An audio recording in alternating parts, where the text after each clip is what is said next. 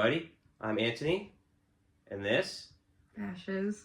Yep, and welcome to Scene Talks, the first episode, where we are going to be debating and talking about what, Ashes? I don't know, you have the list. Correct. The answer to that is stage banter, and as well, which is one part, and another part that bands kind of do is the forced sing-along. Okay, that's a very strong wording there. Forced sing-along. It's forced. It's not organic. What's wrong with that wording? Okay. So you don't believe in the Hey everybody, come on, sing along. I'm going to sing this part. You come with me. When you're an indie band, no, I'm not about it. Why? It's corny. Oh, so you just don't think it's cool? Yeah, 100%. I don't think it's cool. I think it's corny. And it's also just like, when I see my friend's band do it, and it's just like, you can't force the vibe of the room. Mm-hmm. And when you're like, come on everybody, do it, let's be real. You know at the start of your set, in the first couple of songs, by vibing to it, if that room is a, yeah, we're going to all sing along type of a crowd. And when it's clearly not there, when there's clearly like 8 people in the room. Hey, I have seen 8 people come for that real nicely. Right. And I've seen it really not go well. I've seen it not go well a lot of the time. I also find it's getting to a frequency rate where it's like we're talking like on a 4-band bill, 1 band is doing it. Mm-hmm. And it's like, it's cliche. An organic sing-along, where everyone in the room just starts happening to be doing it. Hey, but like, totally what about different. the songs that are like set up for call and answer? You let the crowd do it themselves, and then you back away and let it naturally happen. 100%. So, like the whole setup where it's like, I say hey, you guys say ho, like that's a no-go. Yeah. In my mind, yes, 100%. 100%. I don't like it. I think it's corny. I think it's getting overdone. Maybe I'm grumpy. Okay, so it's overdone, but is there a time and a place for it?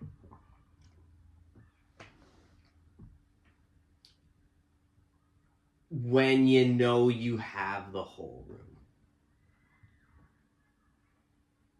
I don't know. Like, I've seen it go so well.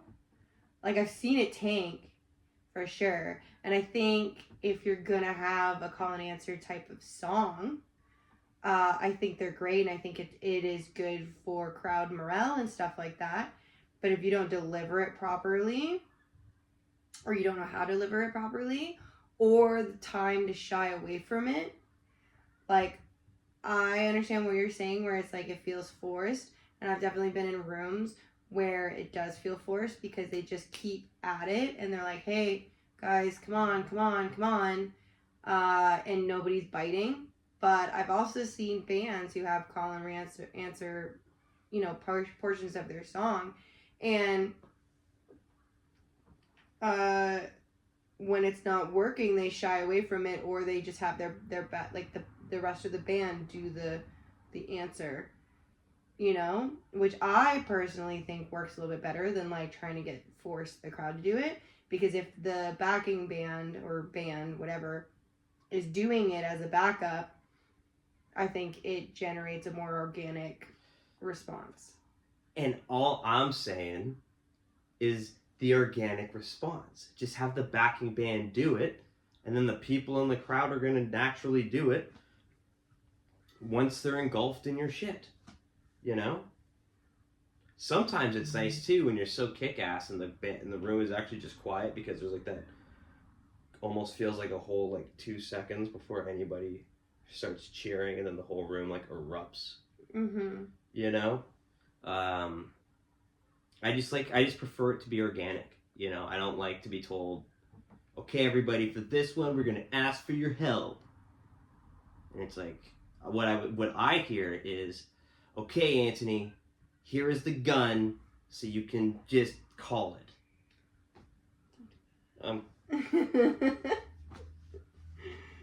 Oh,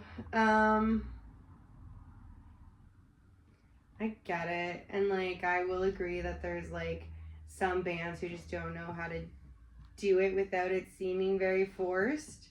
But I'm not going to call it and say that nobody should do it, because there's so many bands that do know how to do it, or know how to take the hint that nobody's going to do it.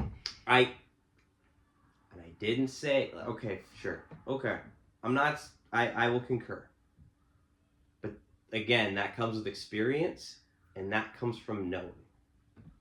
Yeah, but I mean, at the same time, like, you gotta give it to bands who are out there trying. Like, when you start with a fresh stand-up bit, you go out there and you tank that bit so many times before you learn how to say it properly to multiple crowds, that, like, I feel like it's the same thing. Like, yeah, maybe bands need to really pay attention more to the vibe and, like, be like, okay, this isn't working, or, like, whatever. No matter how much I've practiced pumping people up, I'm not getting there. But at the same time, like, it's something that needs to be practiced, and there's no way of practicing it without doing it.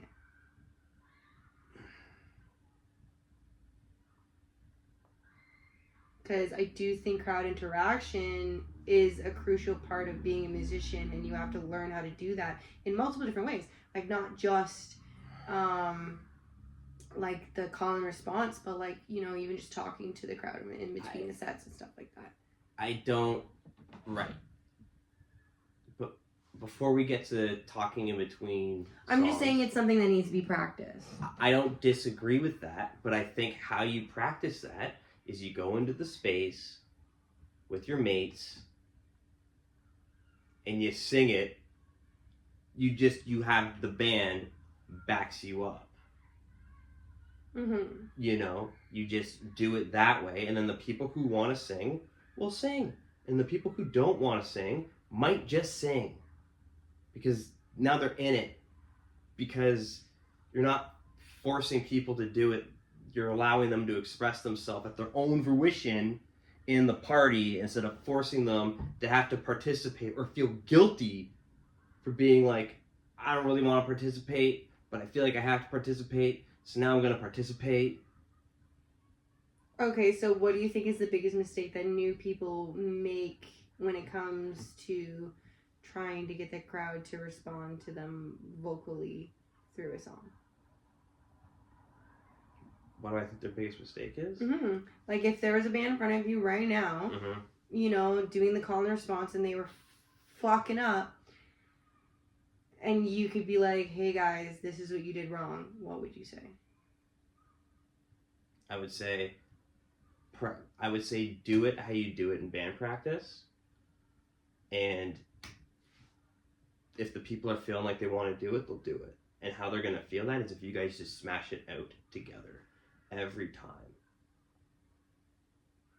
Because when you record it on the album, you're going to have the gang vocals on there, and you're going to do it yourself anyway. So then when you go out and then people hear that song again, they know what to do. And you didn't force it. But I feel shitty paying money to see a band that I'm like, hey, these names on the board sound cool, and now I'm in there and you're asking me to partake when I'm just like, I just kind of want to watch you and chill. Okay, so, like, what about the bands that are like, you know, they do the call and response, and they're like, sing along if you want to, like, or whatever. Sing along if you want to is fine. It's organic, because they're going to still play the song anyway.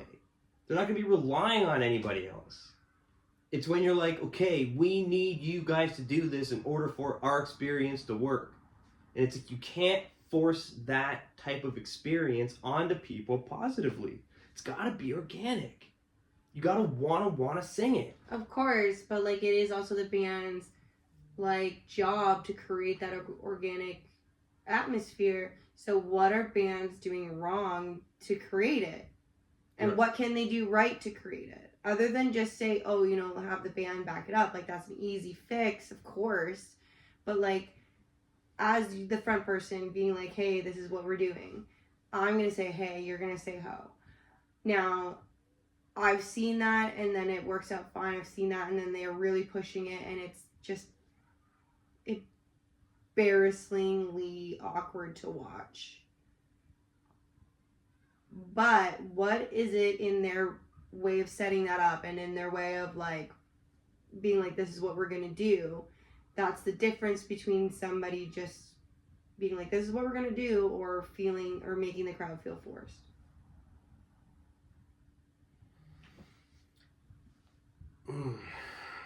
Because there's got to be a way that they can set it up without making the crowd feel forced. Like, obviously, having the backing band do the response is great. It makes it feel full. It makes it feel like the whole, you know. I think I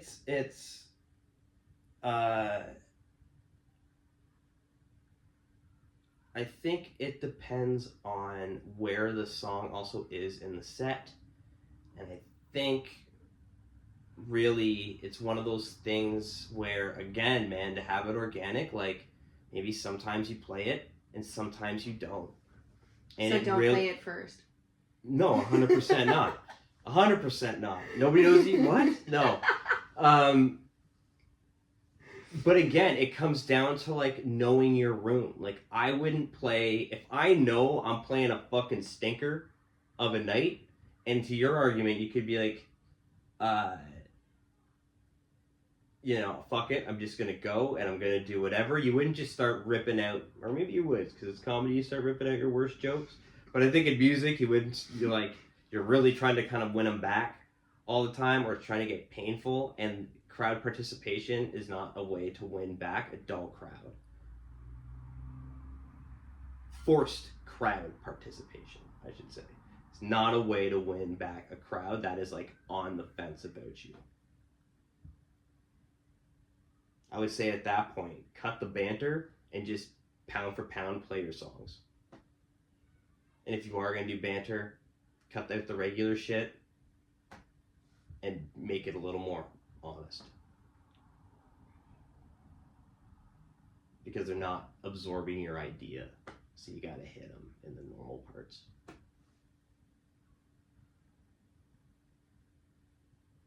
Okay, so it just comes down to feeling the crowd, is what you're saying. 100%. 100%. Okay, but, you know, that takes practice is all I'm saying. So you're still going to get those awkward moments no matter what you do. Yeah, no, I know. And I'm just saying, like, I don't want bands to shy away from doing something just because they don't necessarily have the experience to tell whether the crowd's going to be into it or not. I'm just saying, if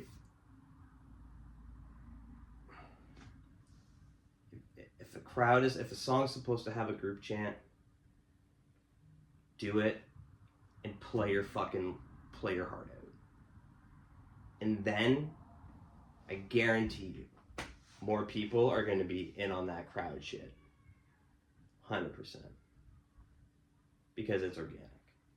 But that's how I feel about forced song chants. Fair. Okay. Do you want to talk about stage banter? Okay. Since you brought it up earlier. Forced, okay. Pre-written stage banter? Oh, pre-written. So, like, scripted. Oh, yeah. And you're against scripted stage banter? Oh, yeah.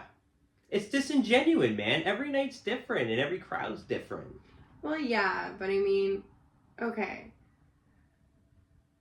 You know, I understand having a scripted stage banter when maybe you're not great at just coming up with it on the spot. I like scripted stage banter when it's more about what the song is about.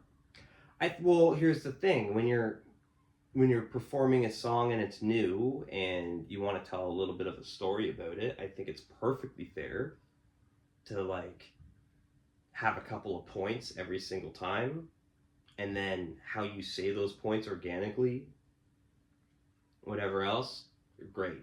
You know. Well, yeah, and I mean, I also think that when we're talking about like fucking scripted stage banter and stuff, like I think one part that should be very fucking scripted is your thank yous.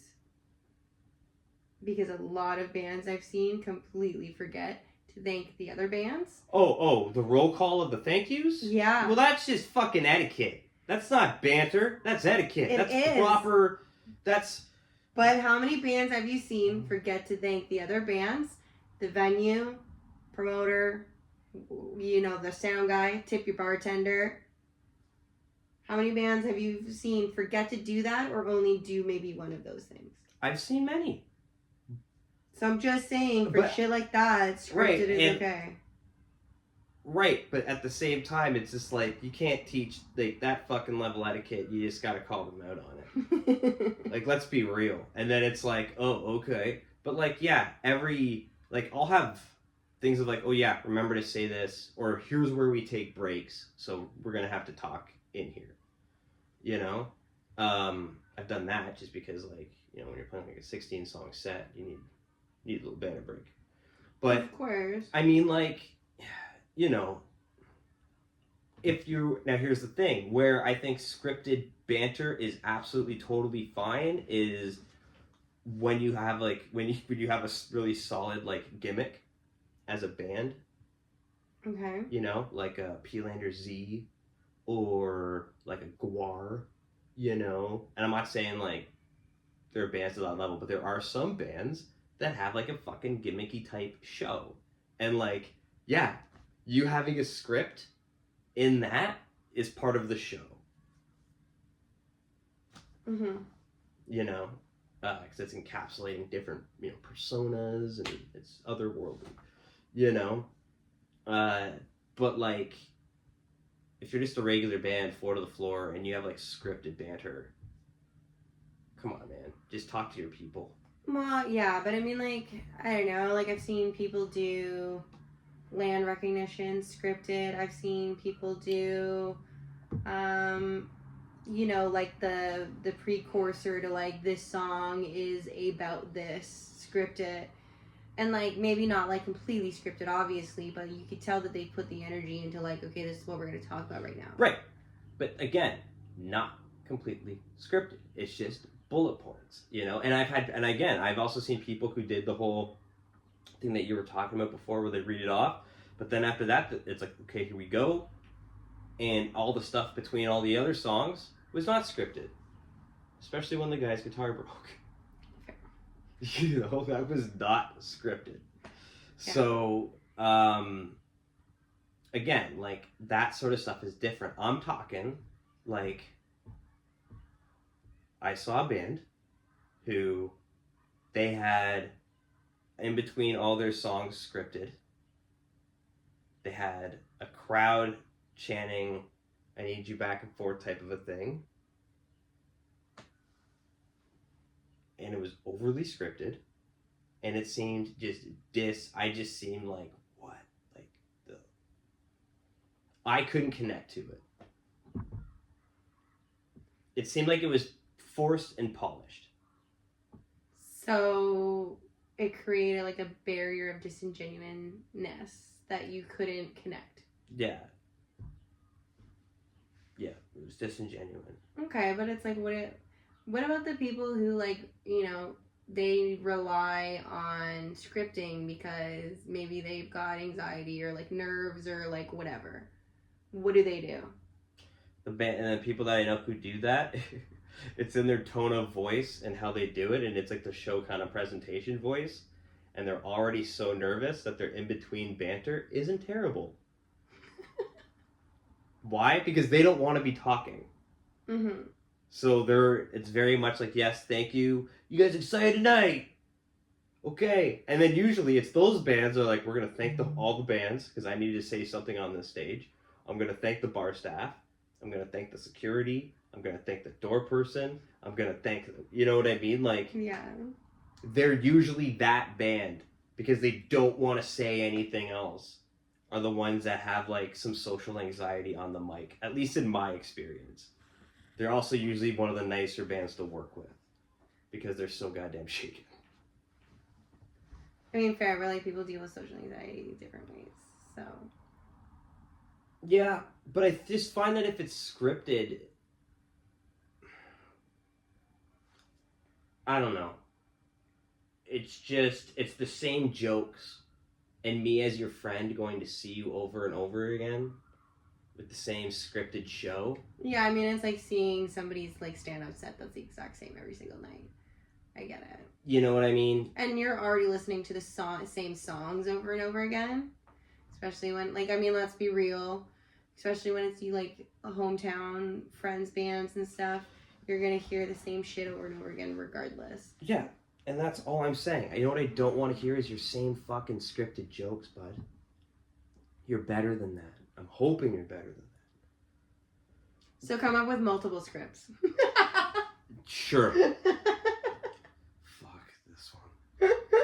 Come up with multiple scripts. I mean, I'm going to be real. I've seen people be scripted and it's so, like, robotic that it feels scripted. But then I also know some bands that really script themselves and they do not sound scripted at all. And that's because they know how to memorize and know how to make it seem like it is not scripted.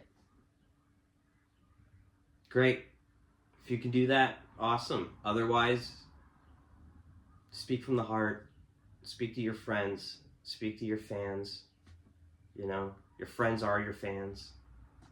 Just be honest with them. That's why I go to see a band. It's because, you know, they're gonna be them.